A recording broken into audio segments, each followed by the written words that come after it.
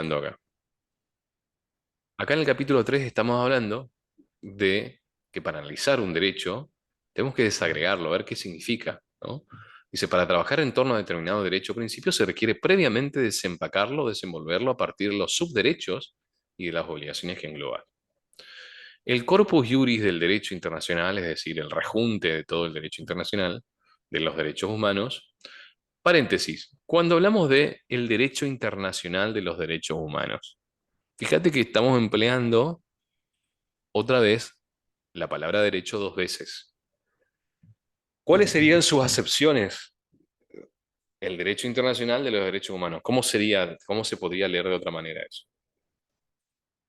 De vuelta, tenemos una frase donde tenemos dos veces la palabra derecho, pero van a tener dos sentidos distintos. ¿Cómo sería?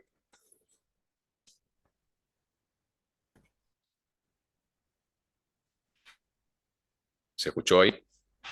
Para. No, se estaba cortando, no sé si me estoy fijando si es mi internet.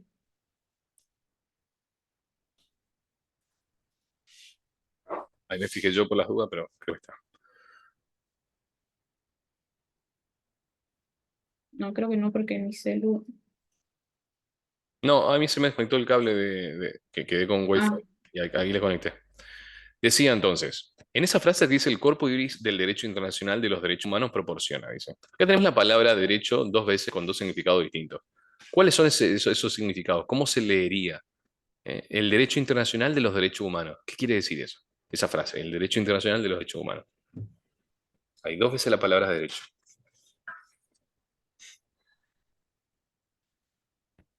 mm, no sé no sé cómo explicarlo porque ella está que es como el derecho de los derechos humanos, pero ¿Qué significa el derecho de los derechos humanos? Eso es lo que estoy preguntando. Y tiene que ver con las acepciones de la palabra derecho que nos vimos en la primera clase.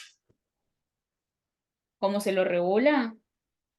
Claro, ¿sí? Lo dice el derecho internacional, eso significa el conjunto de normas internacionales que versan sobre los derechos humanos,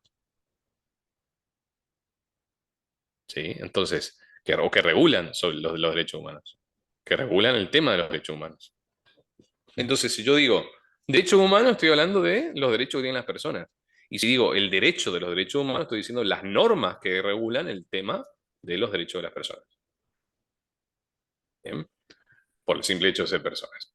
Entonces, el rejunte, el sistema o el conjunto de normas internacionales de los derechos humanos proporciona, dice, derechos y principios, subderechos, obligaciones particulares, obligaciones generales y alcance de los derechos, subderechos y obligaciones. Es decir, ¿qué es lo que nosotros vemos en el derecho internacional de los derechos humanos? ¿Qué es lo que regula? ¿Qué es lo que nos proporciona? Derechos, principios, por ejemplo, el principio, un principio de los derechos humanos, este principio de no dañar a otro, que es también un principio general de derecho, los principios que hacen a la protección de los más débiles en cuanto a, acuérdate que hay grupos de especial vulnerabilidad, mujeres, niños, ancianos, adolescentes, algunas minorías. A la vez hablamos de subderechos, por ejemplo, el derecho a la vida está relacionado con el derecho a la salud, a un medio ambiente sano. Hablamos de obligaciones particulares, o sea, qué obligaciones tiene el Estado y o las personas. Paréntesis acá también. ¿Quiénes deben garantizar el respeto a los derechos humanos en un Estado? El Estado mismo. El Estado es el garante del respeto y de la efectivización del ejercicio de los derechos humanos en su territorio. Es decir, cuando nosotros acudimos a la Comisión Interamericana de Derechos Humanos, no le estamos acusando a quien viole nuestro derecho humano. Le estamos acusando al Estado que no hizo lo suficiente, en principio, para proteger esa efectivización de mi derecho. Entonces, ¿yo a quién denuncio en el derecho, en la instancia internacional? No denuncio a fulano de tal. No denuncio a mi jefe que me está acosando para yo conservar mi puesto. Denuncio al Estado que en su momento no me escuchó cuando hice la denuncia. Denuncio al Estado que cuando tomaron el caso falló en contra mío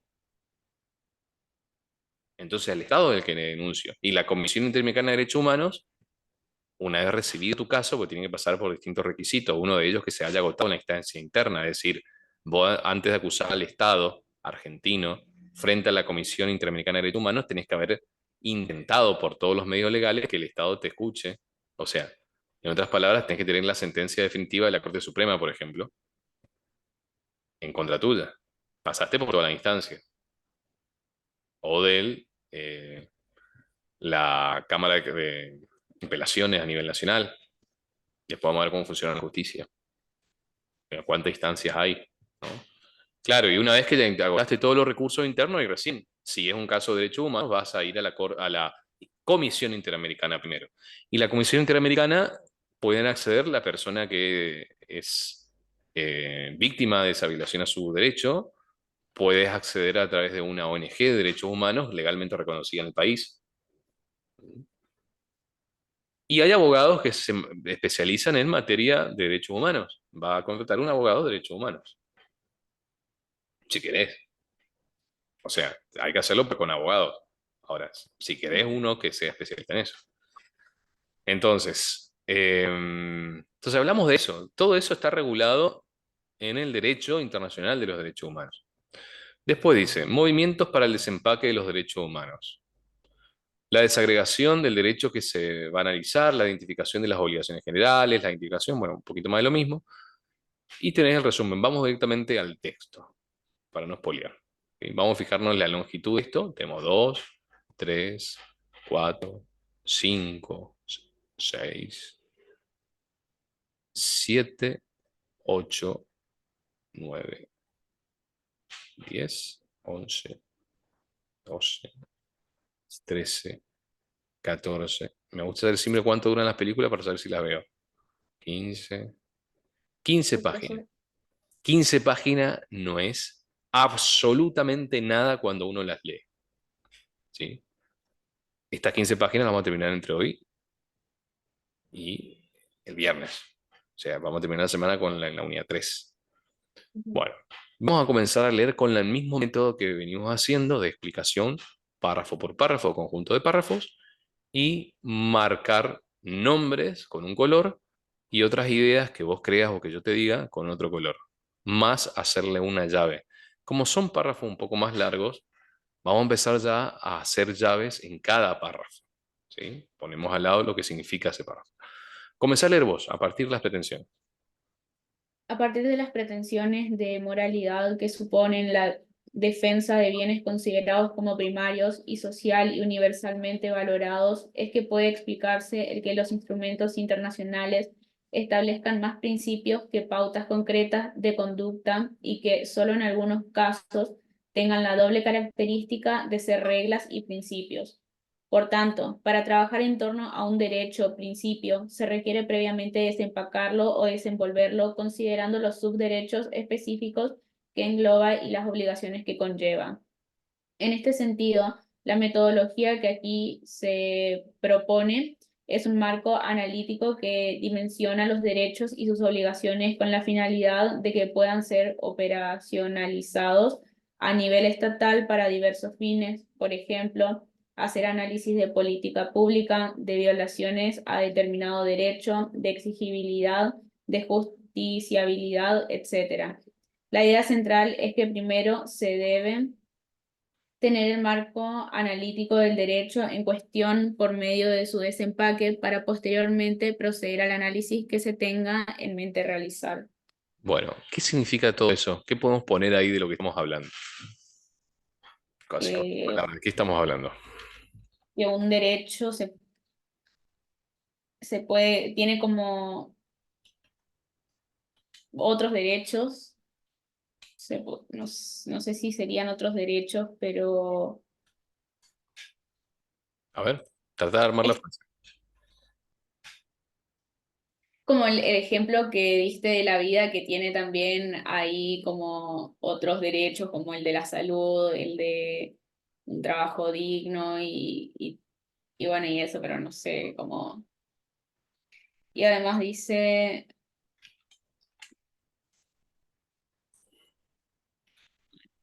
me confundí.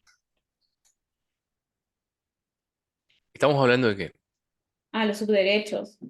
Estamos hablando de cómo se analizan los derechos y las responsabilidades, hablando especialmente a nivel internacional, ¿sí? Acá vamos a decir que es importante defender las cosas que una comunidad o todos consideramos importantes y valiosas. Ahora, generalmente el derecho internacional de los derechos humanos nos da ciertas ideas eh, de cómo debemos valorar determinado comportamiento. Esto me hace acordar a una cosa que subí ayer en Instagram de la academia. Había bueno, ahora te mando el video, pero un chabón le preguntaba a alguien, ¿está bien matar?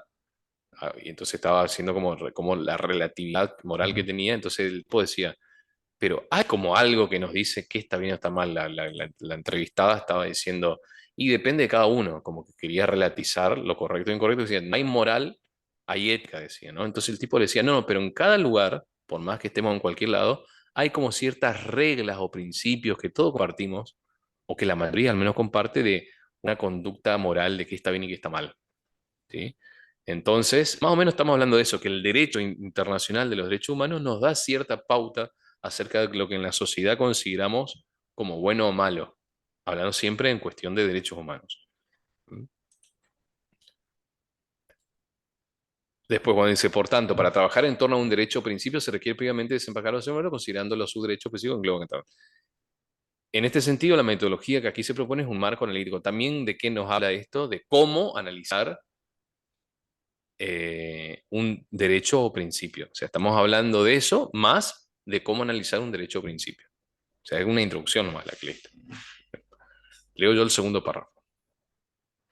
A partir de 1948, con la emisión de la Declaración Americana de los Derechos Humanos y Deberes del Hombre en el Sistema Interamericano de Derechos Humanos y con la Declaración Universal de los Derechos Humanos en el Sistema de Naciones Unidas, se ha tenido un boom en materia legislativa internacional. Los tratados internacionales, sentencias, resoluciones, informes, observaciones generales, opiniones consultivas y demás insumos provenientes de los comités de la Organización de las Naciones Unidas y los diversos órganos jurisdiccionales de defensa de los derechos humanos, así como de los relatores temáticos o por país que también pertenecen al sistema de la ONU, conforman lo que se conoce como Corpus Juris. Este amplio cuerpo de documentos permite enumerar los derechos humanos y particularmente posibilita identificar la forma en que esos derechos operan al relacionarse con las obligaciones internacionales de un país. Explico y por qué lo leí rápido. Acá estamos hablando de los distintos instrumentos internacionales que a partir de la formación de Naciones Unidas, o principalmente 3 años después, desde 1948, tanto a nivel América como a nivel mundo, a nivel América es la OEA, a nivel mundo la ONU, eh, son fuentes del derecho internacional en materia de derechos humanos. Es decir, ese corpus juris, cuando decimos corpus juris es lo mismo que decir un código. Ese código de los derechos humanos, ¿cómo está formado ese conjunto de normas del derecho de los derechos humanos? Está formado por esos ejemplos que dicen ahí, esos instrumentos internacionales, que vamos a marcar, vamos a colorear ese párrafo marcando los instrumentos. La Declaración Universal, la Declaración Americana, todo eso. ¿Bien? Entonces, si yo te pregunto, y bueno, ¿y dónde me entero? ¿Dónde estudio? ¿Dónde veo las normas que hablan de los derechos humanos? Y vos me vas a decir, todos esos documentos.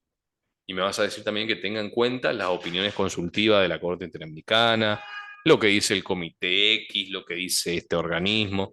Eso también es el conjunto del Corpus Juris. Corpus Juris como el conjunto de normas, es decir, el derecho de los derechos humanos abarca esos instrumentos. Si vos me Entonces, decís, el corpus juris es todo eso. el Corpus Juris es el conjunto de normas de derechos humanos, ¿sí? ¿Y dónde vemos a esas normas? En esa declaración, en esa otra, en esa opinión consultiva. ¿Dónde está el corpus juris de materia de delitos penales? En el Código Penal. Y de los derechos humanos en distintos instrumentos como eso, lo que están nombrados.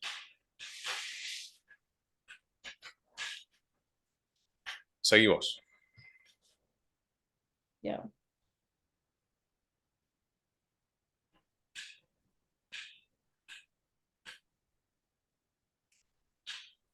En efecto, los instrumentos internacionales establecen a la par que los derechos, obligaciones particulares y generales a la luz de las cuales deben ser y han sido leídos los derechos. En consecuencia, ese corpus iuris Ujú. proporciona los siguientes elementos: derechos, principios, subderechos, obligaciones particulares, obligaciones generales y alcance de los derechos, subderechos y obligaciones. Bueno, eso es el contenido del corpus iuris. Entonces pone al lado contenido del corpus iuris. ¿Qué es lo que nos dan todo ese conjunto de instrumentos internacionales que son normas o son fuentes de las normas del derecho humano, de los derechos humanos? Nos dan, primero que nada, nos dice cuáles son los derechos humanos. Esos instrumentos, Me perdí. sí, Es que me estaba anotando algo del otro lado. ¿Cómo me dijiste que pongan este corchete? ahí vas a poner contenido del corpus iuris, del corpus iuris civilino, corpus iuris. Es decir, ¿qué es lo que se ven en esos instrumentos? Y se ve eso. Esos instrumentos nos dicen cuáles son los derechos humanos que tenemos, cuáles son los principios con los cuales se rigen. Como decir, ¿qué hay en el Código Penal? Y están los delitos, las penas, eso. ¿Qué hay en esos instrumentos? Principios, derechos. Los derechos humanos, conforme a a la idea del naturalismo, acordate que los tenemos por el simple hecho de ser personas. Pero de nada o de poco sirve si no se reconocen, si no se positivizan. Bueno, en esos instrumentos están positivizados.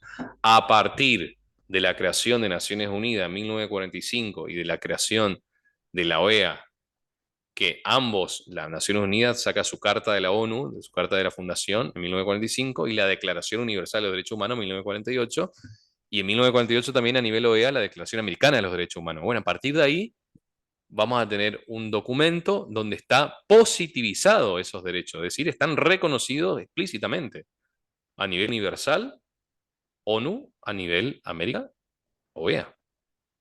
Y antes no tenían, sí, siempre tuvimos los derechos, pero antes, ¿y dónde estaban positivizados? Y estaban en algunas declaraciones, como la Declaración Universal de los Derechos del Hombre y el Ciudadano de Francia, en 1780, pero no a nivel mundial, no con tanta amplitud.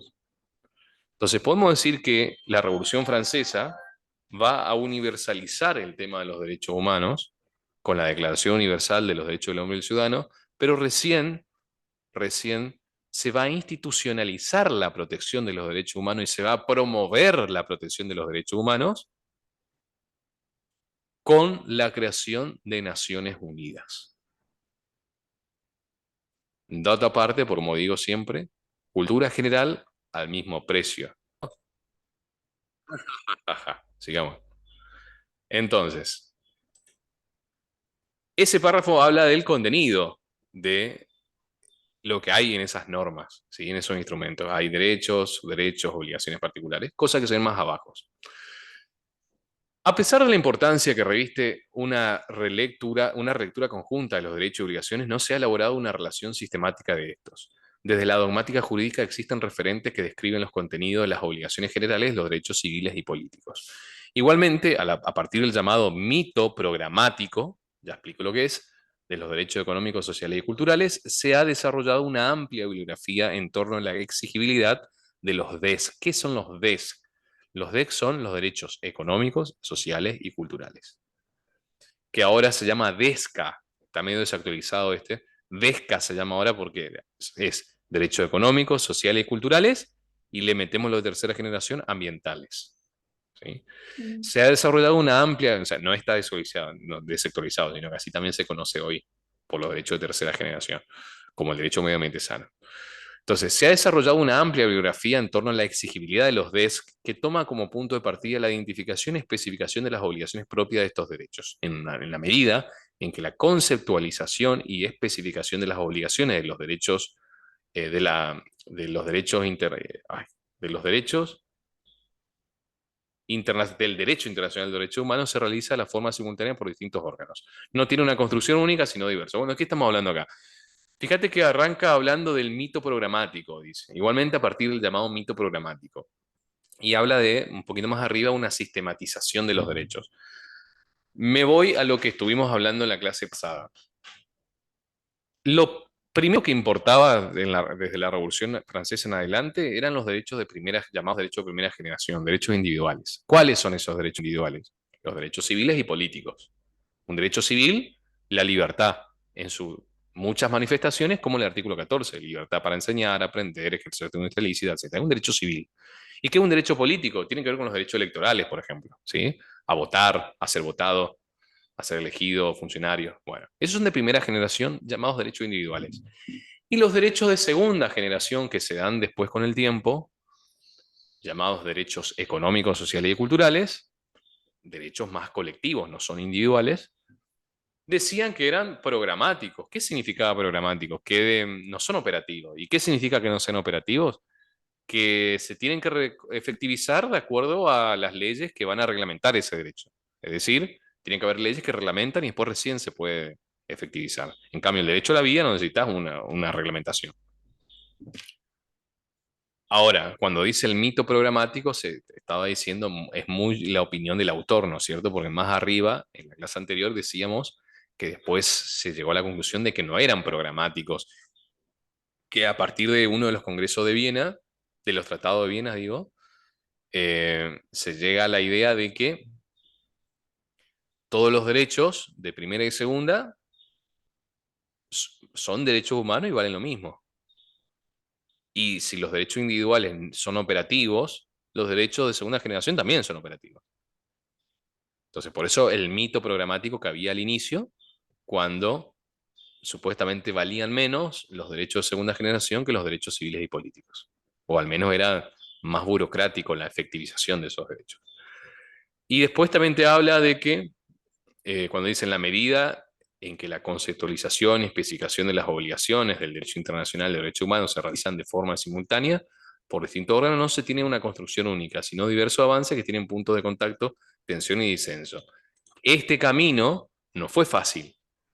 Los distintos órganos de organismos internacionales que promocionan, promueven y protegen los derechos humanos en los países tuvieron que una larga lucha para, uno, su reconocimiento explícito en los países y dos, el respeto material en la práctica en esos países. Hasta el día de hoy, no todos los países agregados a distintos sistemas de protección internacional efectivizan esos derechos, hacen que se cumplan. Por ejemplo, Argentina sigue teniendo litigios con la Corte Interamericana por algunos no respetos de algunos casos particulares en cuanto a derechos humanos.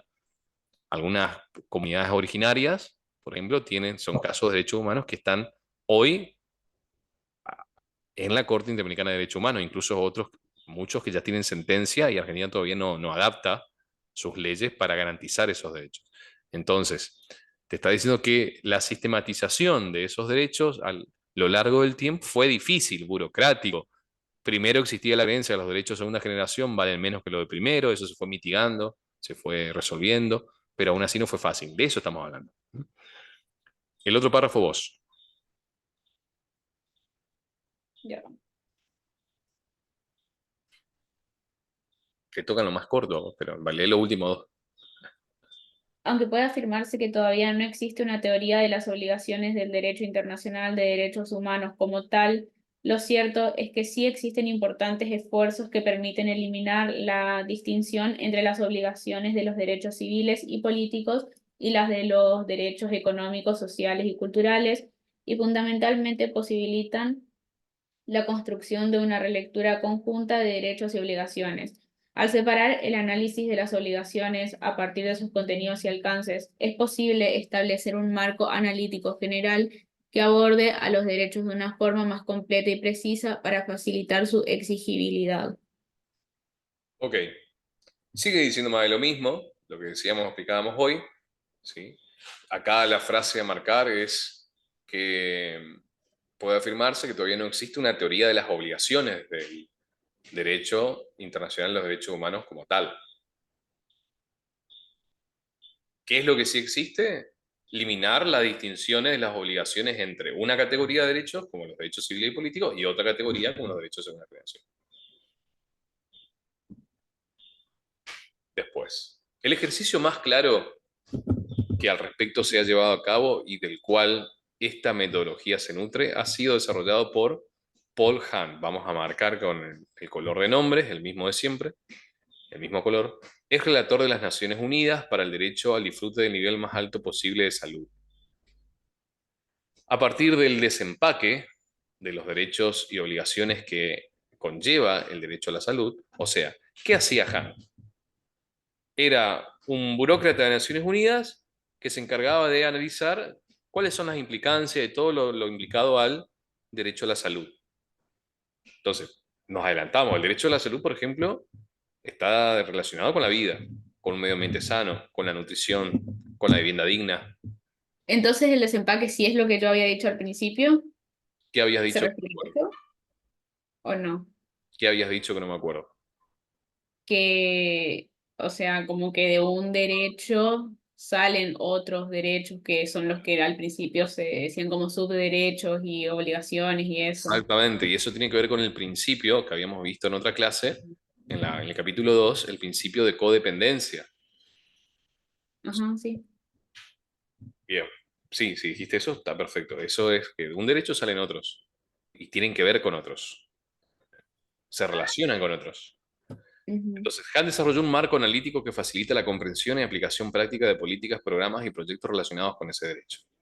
No obstante, la especificidad con la que se desarrolló esa metodología hace difícil que trascienda como tal no solo a los derechos civiles y políticos, sino incluso a otros derechos económicos, sociales y culturales. Es decir, Han llega a la conclusión, estudiando el derecho a la salud, en ese tiempo en Naciones Unidas, que se relaciona con otros derechos de segunda y de primera generación.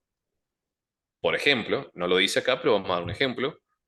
El derecho a la salud se relaciona con una vivienda digna, que es un derecho a segunda generación. Y también se relaciona con un derecho de primera generación, el derecho a la vida. Para tener salud necesitas vivienda digna. Para tener salud necesitas... La salud está relacionada con la vida. Entonces, ahí está la codependencia.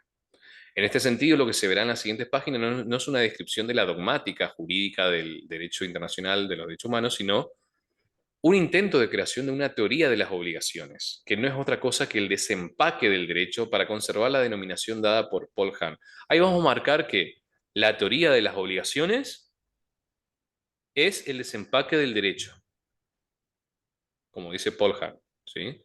Entonces, para hablar de la dogmática jurídica, en realidad lo que nos interesa a todos, nos interesa ver cuáles son las obligaciones que hay en el sistema del derecho internacional de derechos humanos y cómo llegamos a saber cuáles son esas obligaciones y cuáles son sus alcances, cuáles son las teorías de las obligaciones, desempacando el derecho. ¿Y qué significa desempacar? Lo que vimos más arriba y lo que dice abajo. Es decir, el análisis de un derecho humano a partir de las diversas obligaciones que lo constituyen. Eso es desempacar. Eso también marcamos. Desempacar es el análisis de un derecho humano a partir de las diversas obligaciones que lo constituyen.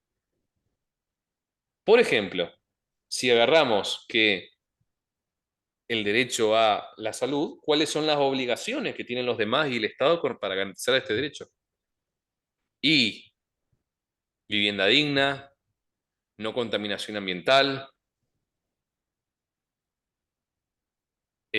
agua potable. Entonces, todo eso es necesario para garantizar la salud. Estamos desmembrando el derecho a la salud en subderechos. Yo tengo el derecho a tener un sistema de agua potable. ¿Por qué? Porque tengo derecho a la salud.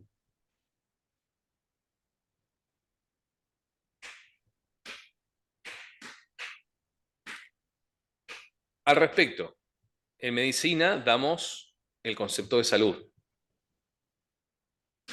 El concepto de salud, ¿quién nos da?